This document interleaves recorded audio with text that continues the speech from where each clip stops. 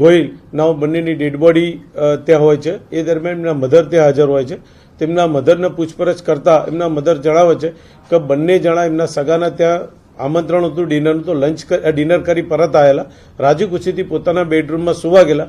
તે દરમિયાન તેમનો દીકરો તેમની પાસે આવી અને એમને સમજ કરે છે કે મારી રિવોલ્વરમાંથી ગોળી છૂટી જવા મારી પત્નીને વાગી છે અને આપણે એને દવાખાને લઈ જવાની છે. આ મુજબની કરતા એમના મધર જ્યાં ડેડ બેનને વાગી છે ગોળી ત્યાં જાય છે. એ દરમિયાન યશરાજસિંહે 108ને ફોન કરી દીધો હોય છે. તો 108 પણ ત્યાં આવી જાય છે અને 108ના કર્મચારી આવીને બેનને જોઈ અને કહે છે કે બેન મૃત્યુ પામેલા છે, ડેડ થઈ ગયેલું છે.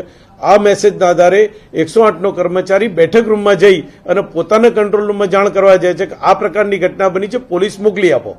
આ હિસાબે અને એ દરમિયાન એમના મધર છે એ કપડાં ચેન્જ કરવા જાય છે.